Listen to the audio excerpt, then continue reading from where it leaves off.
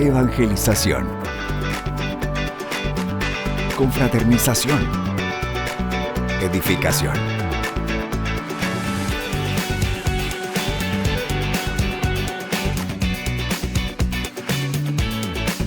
Únete a los que cambian el mundo, una persona a la vez, en La Guía Juvenil.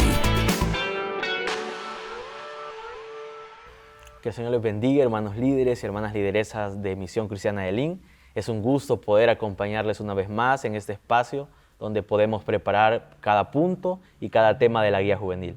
En esta oportunidad nos acompaña el pastor Gabriel Mejía, pastor de Misión Cristiana de Lin, Distrito 6. Dios bendiga, hermano. Un gusto, Israel, y nuevamente un saludo para quienes nos sintonizan. Y esperamos pues que sea de mucho apoyo los puntos de vista que hoy vamos a desarrollar para que ustedes los puedan considerar. El tema que vamos a estudiar esta semana es llanto y alegría. La anterior semana vimos cómo se había dado la construcción del altar y ahora inicia la tarea de recolectar materiales para la construcción del templo de Jerusalén. Aquí, pastor, quiero hacer una pregunta en esta sección para comenzar. ¿Cuál fue la motivación principal detrás de la decisión de reconstruir el templo de Jerusalén? Bueno, la decisión principal, recordemos nosotros que Israel viene de un periodo de cautividad. Israel viene de un periodo de castigo. Israel viene de un periodo donde ellos se han puesto en retrospectiva y han hecho un análisis de lo que ellos realmente han pasado. Es un pueblo que hoy vemos que pasado un año aproximadamente quieren construir ya el templo. Pero la pregunta sería, y es hasta como para retroalimentar, Sí. ¿Por qué pensar en el templo y no en las murallas? Porque hoy Israel ya había aprendido que el que defiende es Dios, el que cuida es Dios, el que ayuda es Dios, el que liberta es Dios. Por eso vemos hoy a un Israel, por así decirlo, renovado. Ya es un Israel renovado que lleva el enfoque y dice, ya no es un asunto político, ya no es un asunto de guerra. Hoy lo que nos interesa es la presencia de Dios. Por eso vemos a un Israel construyendo el altar y hoy vemos a un Israel tratando de reconstruir un templo, porque su idea ya no es política, social.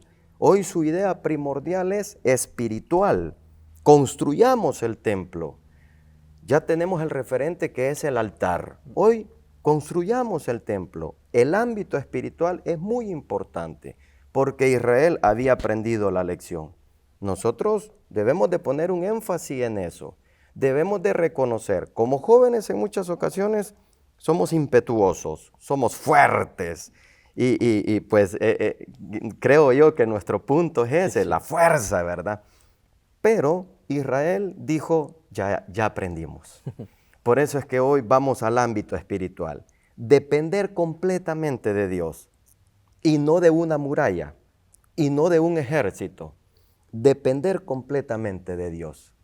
Creería yo que por ahí va la respuesta a tu pregunta, porque las convicciones para ellos son, ¿vamos a tardar en construir el templo? Sí, pero comencemos. Sin duda, el periodo del exilio jugó un papel muy importante donde reformó la espiritualidad del pueblo de Dios. Y en esta oportunidad, pastor, vamos a leer la Biblia para fundamentarnos en ese tema. Y la lectura bíblica se encuentra en el libro de Esdras, capítulo 3, versículo del 8 al 13. ¿Nos podría ayudar con la...? Con mucho gusto. Dice la porción de la siguiente manera. En el año segundo de su venida a la casa de Dios en Jerusalén, en el mes segundo comenzaron Zorobabel, hijo de Salatiel, Jesúa, que es el mismo José, hijo de Josadat, y los otros hermanos, los sacerdotes y los levitas, y todos los que habían venido de la cautividad a Jerusalén. Y pusieron a los levitas de 20 años arriba para que activasen la obra de la casa de Jehová. Jesúa también, sus hijos y sus hermanos, Cadmiel y sus hijos, hijos de Judá, como un solo hombre, asistían para activar a los que hacían la obra en la casa de Dios, junto con los hijos de Henadad, sus hijos y sus hermanos levitas. Y cuando los albañiles del templo de Jehová echaban los cimientos, pusieron a los sacerdotes vestidos de sus ropas y con trompetas, y los levitas, hijos de Asaf, con címbalos, para que alabasen a Jehová según la ordenanza de David, rey de Israel. Y cantaban alabando y dando gracias a Jehová, diciendo: porque Él es bueno, porque para siempre es su misericordia sobre Israel. Y todo el pueblo aclamaba con gran júbilo, alabando a Jehová, porque se echaban los cimientos de la casa de Jehová. Y muchos de los sacerdotes, de los levitas y de los jefes de las casas paternas, ancianos que habían visto la casa primera, viendo echar los cimientos de esta casa, lloraban en alta voz, mientras muchos otros daban grandes gritos de alegría. Y no podía distinguir el pueblo el clamor de los gritos de alegría, de la voz del lloro, porque clamaba el pueblo con gran júbilo y se oía el ruido hasta de lejos. Muchas gracias, pastor. Y una recomendación para todo el liderazgo es poder leer todo el capítulo para así tener una mejor amplitud del contexto que estamos hablando. Ahora sí, pasemos al primer punto. El primer punto es reconstrucción del templo. El templo de Jerusalén, o el templo para la espiritualidad judía, era muy importante. ¿Usted nos puede darle esos aspectos claves para entender por qué figuraba de manera central el templo? Recordemos que Israel va a ser una nación teísta, ¿verdad? Que ama a Dios. Irónico porque venían de ser disciplinados de parte de ese Dios, ¿verdad? Entonces, ¿cuál es la importancia del templo? Israel es un pueblo templocentrista. En el templo se movía, por así decirlo, todo el poder político, económico, religioso, se centraba en el templo. Por eso era la importancia para Israel el templo, porque era como su bandera, era como ese punto de sentirse nacionales. Venían de una cautividad con el rey Nabucodonosor y hoy Ciro, el persa, les deja libre y les dicen: vayan y ustedes vuelvan a su país y hagan conforme bien les parezca. Ellos en ese razonamiento dicen: nuestra identidad está en el templo, debemos de reconstruir el templo. Pero eso tiene una lógica y también tiene algo muy determinante en reconocer la figura divina. Por eso decía yo, Israel viene de ser castigado, como diríamos en el buen salvadoreño, de ser apaleado. Pero reflexionaron y hoy ya no querían depender de un ejército, querían depender de Dios. Ahí está la importancia de la reconstrucción del templo. Excelente. Es importante, ¿verdad?, ver cómo detrás de esta reconstrucción habían elementos que iban abonando a la restauración de este pueblo. Y por eso, ¿cuáles fueron los elementos claves que consideraron prioritarios a la hora de reflexionar sobre el inicio de la reconstrucción del templo? Y cómo impactó la planificación de todo esto en el pueblo de Israel. Bueno, los elementos claves eran los cimientos. Nosotros debemos de reconocer cuáles son nuestros cimientos para construir. Israel dijo: busquemos los cimientos del antiguo templo. ¿Dónde están? Recordemos que no había quedado piedra sobre piedra. Había quedado todo destruido, barrido literalmente. Pero aquel panorama desolador, ¿cuál es el elemento primordial? Busquemos los cimientos. A partir de ahí vamos a comenzar a construir. Buscando los cimientos, luego vamos a necesitar dinero, madera, albañiles, carpinteros. Entonces, esos elementos son los que yo voy a comenzar a observar en mi entorno para considerar mis planes y mis proyectos. O sea, el pueblo iba a unificar su idea para tener un solo producto, que al final iba a ser el templo. También tomando en consideración que no iba a ser la construcción de 1 o 2 años. Va a tomar varios años la construcción del templo. Estos temas son ricos cuando nosotros conocemos un poco el aspecto histórico, porque podemos identificar el hecho de toda una nación concentrando su idea en un solo proyecto, construir ese templo, construcción. Y en este caso sería reconstruir, ¿verdad? Sí. Reconstrucción. Si tomamos los elementos, buscar los cimientos, prepararnos para esta obra, porque algo vamos a hacer. Sí. Así. Es bien importante, ¿verdad? Ver cómo lo que usted decía, la unidad para alcanzar unas metas. Y ellos, como bien decía usted también, tomaron y buscaron los cimientos del antiguo templo, ya que de ahí depende toda la construcción. A veces nosotros como jóvenes tendemos a descuidarnos de ciertas áreas y irnos por lo superficial, irnos por lo más fácil. Sin embargo, cuando uno tiene realmente bien definida o buenas bases, vamos a poder seguir adelante con los planes, con las metas, y de esa forma podemos nosotros seguir adelante, alcanzar los objetivos. Ahora, ¿cuáles pueden ser las recomendaciones prácticas para los jóvenes? Y en este caso, para tener metas claras, para ir viendo cómo planificar, así como el pueblo planificó el tener albañiles, el tener madera, el tener incluso dinero. ¿Cómo podemos darle ese mensaje a los jóvenes? Lo que se tiene y lo que se debe es la disciplina. Si un joven es disciplinado, incluso hay por ahí un dicho, ¿verdad? Que la disciplina tarde o temprano alcanzará a la inteligencia.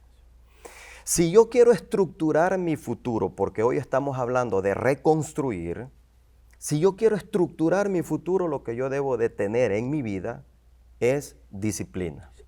Yo sé, jóvenes, que eso es lo más duro que alguien les puede pedir, disciplina. Porque nosotros tenemos complicaciones con los horarios, por lo general llegamos tarde, etcétera, etcétera, etcétera. Entonces, cuando alguien nos pide disciplina, yo creo que es bien duro, ¿verdad? Disciplina, ¿va? Yo creería, un elemento primordial es la disciplina, ¿va? Y un orden adecuado. O sea, si yo tengo disciplina, yo voy a ordenar las cosas y voy a ordenar las prioridades. Por esa razón es que me llama mucho la atención cómo el pueblo comienza a reconstruir. Tuvieron que ser disciplinados. Ahí no podía haber un desorden. Claro. Y es por eso que la porción bíblica es bien interesante. ¿Cuándo comienzan a construir? ¿Quiénes comienzan a construir? Es bien interesante el desarrollo de la lectura. Y ahí podemos ver el versículo 8 y el versículo 9. ¿Por qué hay nombres ahí?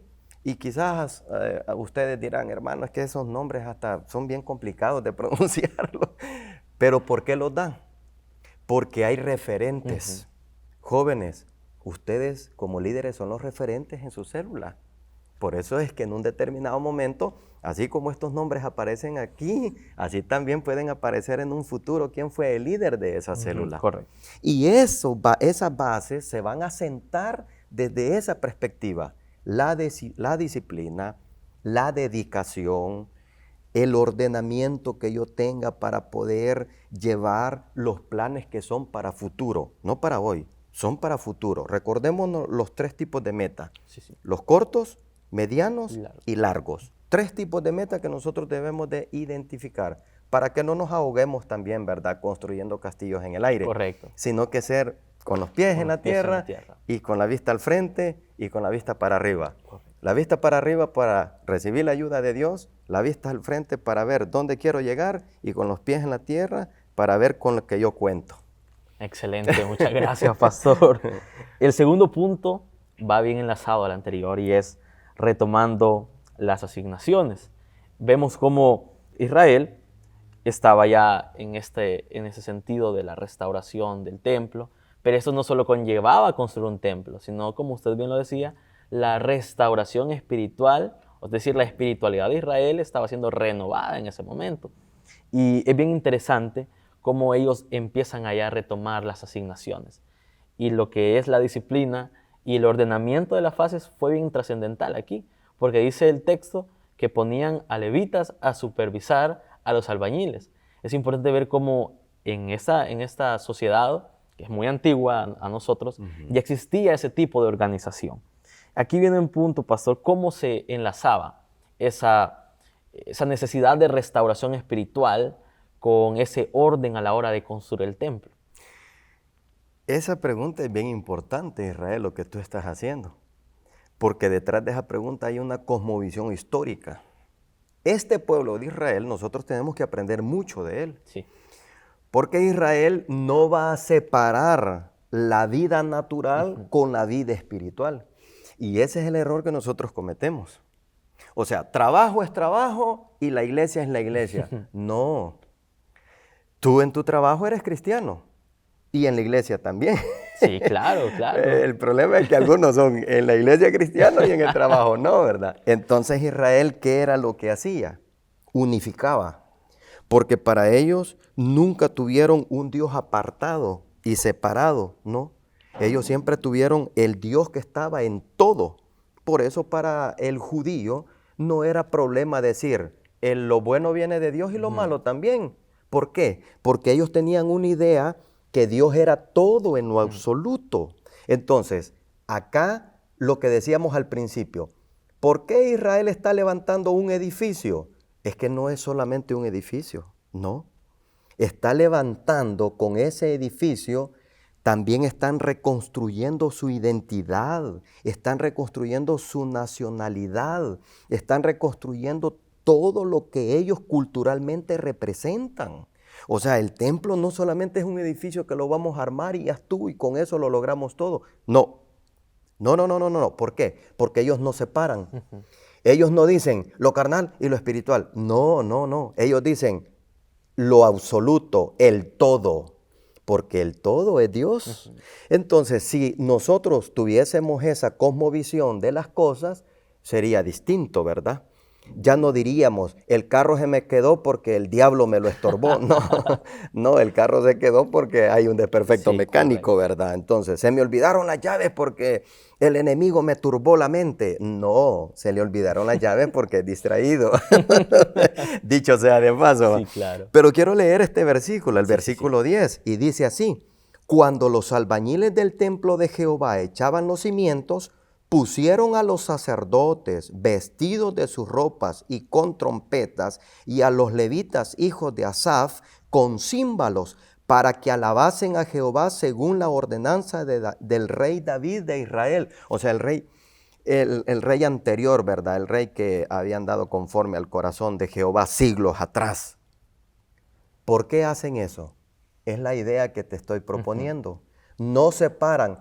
En la construcción del templo, pasame el ladrillo, vos, apurate pues, apurate. No podían tratar mal a su semejante. ¿Por qué?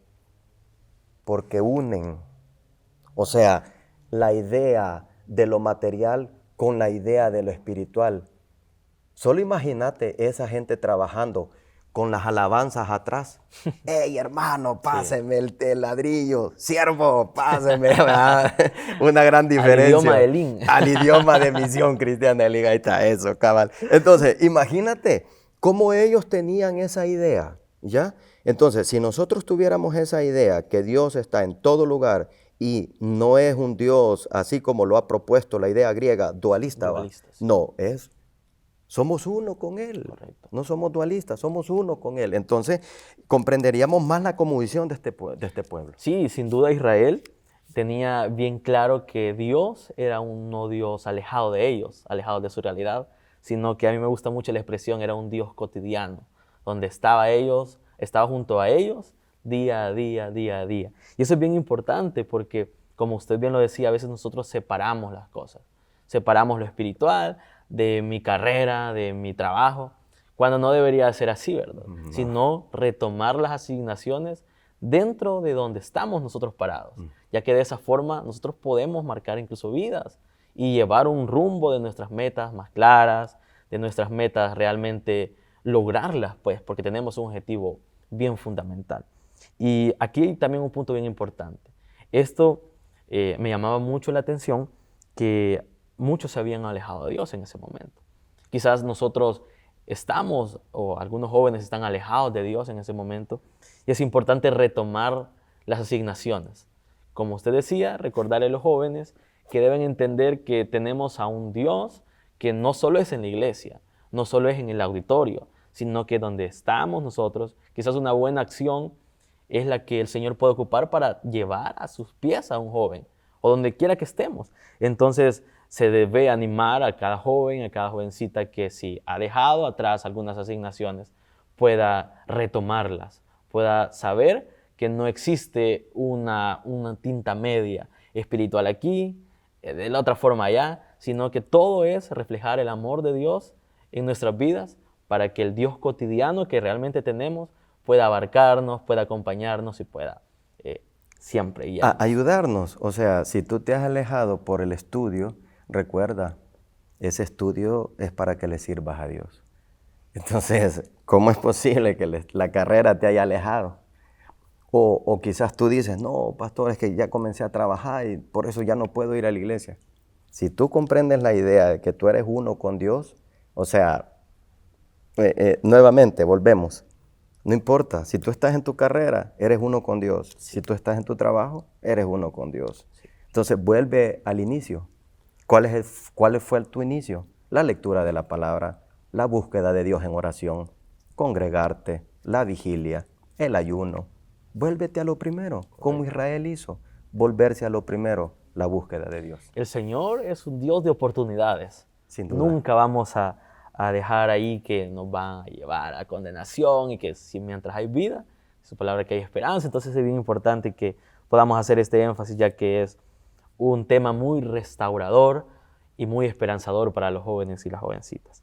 El tercer punto, pastor, es llenos de alabanza. ¿Qué nos puede decir de este punto? Ellos cantaban y construían. Vamos sobre la misma idea. Cantaban y construían. Nosotros debemos de ser personas que adoramos, porque la vida de un adorador, no importa dónde esté, siempre va a adorar.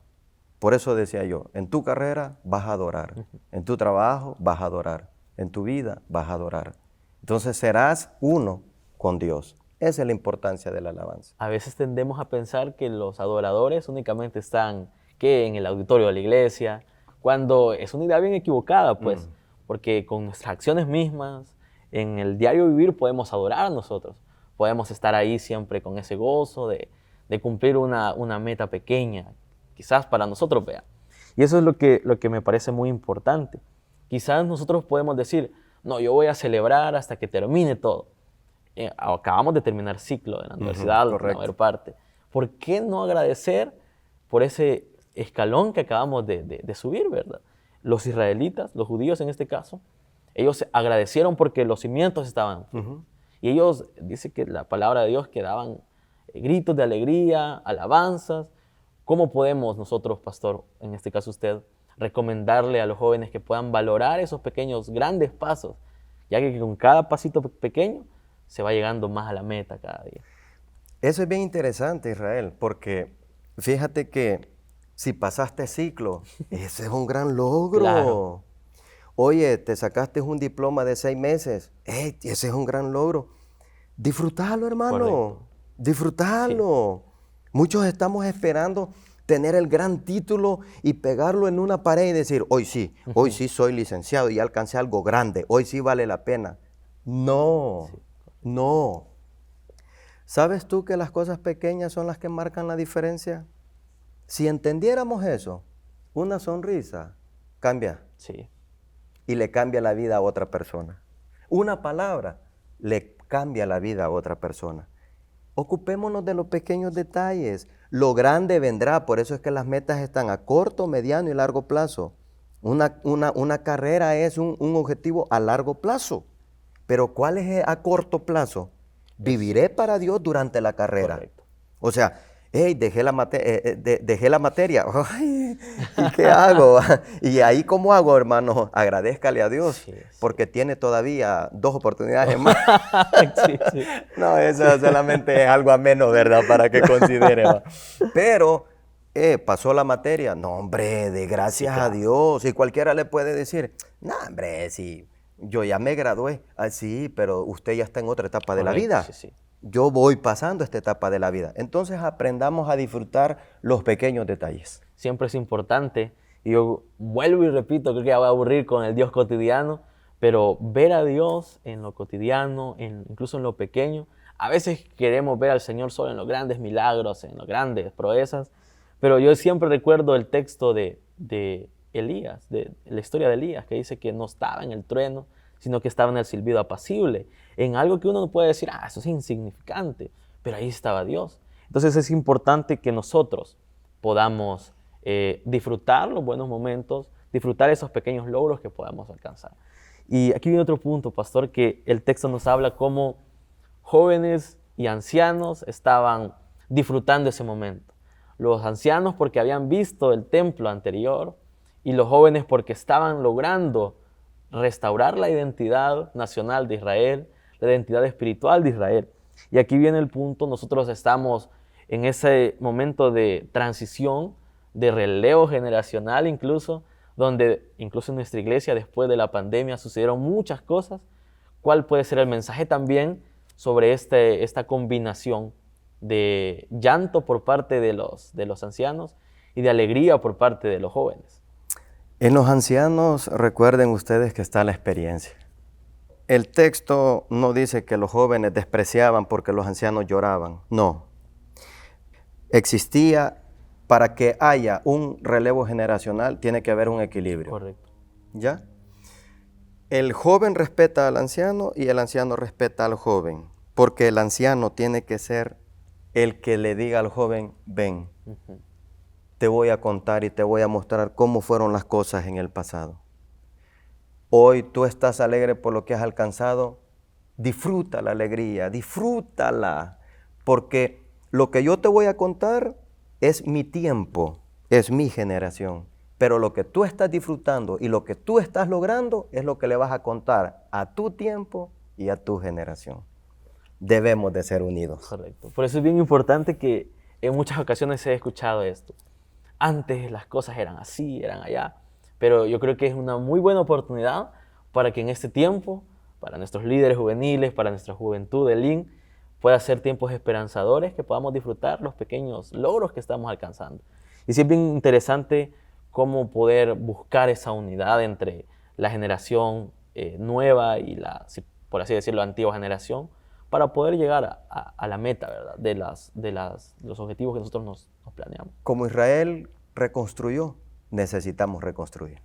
Ciertamente, pastor. Ya para ir finalizando, y es interesante ver cómo el pueblo de Dios llegaba ya su restauración espiritual, ¿vea?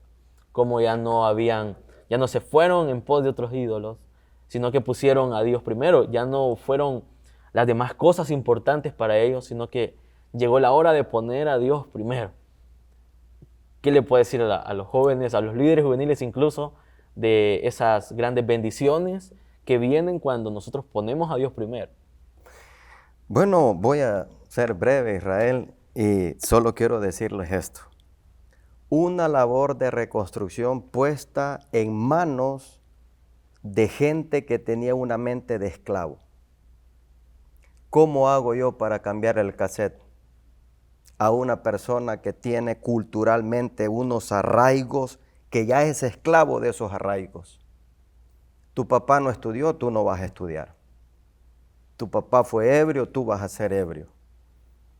En tu familia solo hay vagos, tú quizás vas a ser vago también. ¿Cómo le rompo el esquema a la gente? Con la palabra. Siempre entender que en Jesús tenemos esperanza de cambio. Y es Correcto. por eso que esta lección nos da mucha esperanza, porque podemos cambiar el rumbo de las cosas. Si estaba ya algo ahí alejadito del Señor, esta puede ser la oportunidad de decir a los jóvenes que tenemos esperanza en el Señor y que solo en Jesús podemos nosotros realmente encontrar ese cambio de dirección, ¿vea? Así como ellos. Y una de las más importancias de esta lección es que cómo el Señor acompañó a este pueblo, porque entendieron que Él es el que pelea por ellos, el que los sostiene y el que también les manda todas las bendiciones, ¿verdad? Entonces, En ese sentido, Israel, yo vuelvo y les digo a los jóvenes, recuperen su propia identidad. sí. Su propia identidad no es que van a ser ebrios, fracasados, no. Dios dice, yo tengo planes con ustedes y los planes que tengo son de bien y no de mal. Si ustedes crecieron o están creciendo en un hogar desintegrado, no significa que ustedes van a tener un hogar desintegrado. Si ustedes están creciendo en la pobreza, no significa que ustedes van a ser pobres. Si ustedes están creciendo en el dolor, en la tristeza, no significa que ustedes han nacido para ser gente de dolor y gente de tristeza. No, jóvenes, ustedes valen mucho. Su identidad, háganla conforme a la palabra del Señor. Y la palabra dice que tú vales la sangre de Jesucristo. Oye, Israel estaba recuperando su identidad. Ellos traían una mente de esclavos, pero de repente les cambiaron el cassette. Yo lo que quiero es que tú cambies tu forma de pensar. Tú no eres un fracasado. Tú eres un especial tesoro para Dios. Israel, nosotros somos un especial tesoro para Dios. Sin duda alguna, tú tienes un gran futuro por delante. Comienza hoy, definitivamente. Líder, tus jóvenes te necesitan. Cámbiales el cassette. Ellos quizás llegan como fracasados a la reunión porque creen que el mundo se les ha venido encima. Cámbiales el cassette y diles tú, hay un Dios que todo lo puede. Y si Él lo puede y Él está conmigo, yo también lo puedo.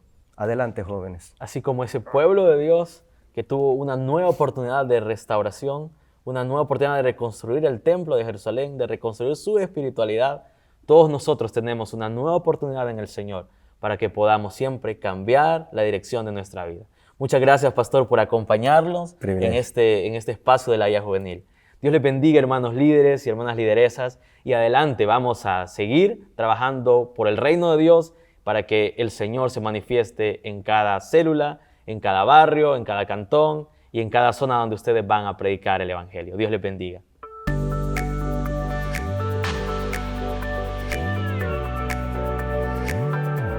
Evangelización, confraternización, edificación.